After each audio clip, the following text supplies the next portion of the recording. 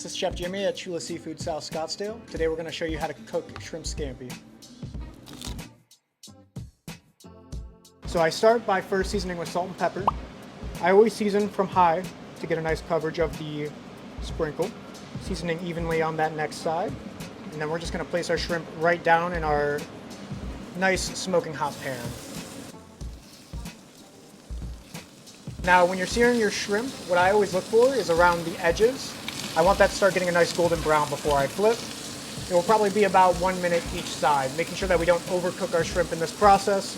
You don't want to have it on a side for longer than 1:30 to 2 minutes. All right, now that our shrimp are almost done searing, I started off with a avocado oil, super high heat neutral oil, so you're not smoking up your house too much. Then once you get a nice even sear on both sides, we're gonna rest our shrimp. Now in the same pan, we're gonna start our scampi.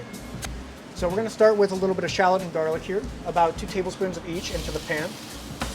And then we're gonna saute this up until it's fragrant. Now we always wanna start in that same pan we cooked our shrimp in to get all that flavor off the bottom.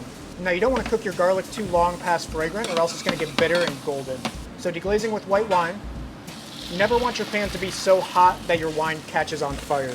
We're gonna go ahead and reduce this until it's almost nothing in our pan and then start adding some butter to make a sauce. All right, now that our wine has reduced, I'm gonna start mounting it with butter. For this, you always wanna keep your pan moving. This helps create a nice emulsified butter sauce that stays thick after it's finished up.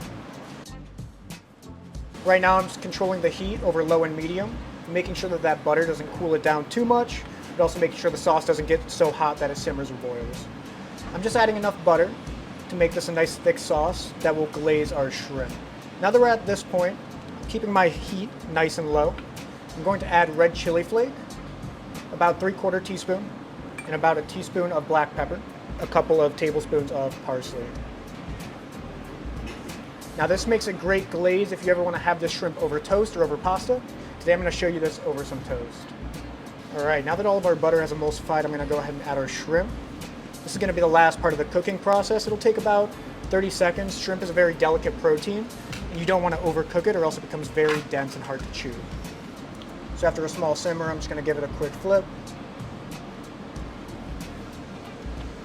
And then I'm going to turn my heat off and let it finish off heat. Coming in now, I have some lightly toasted bread to put our shrimp on top of. Go ahead, line this up. I'm going to go ahead and pour our butter sauce right over the top. I love to finish my scampi with a little bit of Parmesan, as well as a squeeze of lemon. I hope you guys try this recipe at home and enjoy it fully.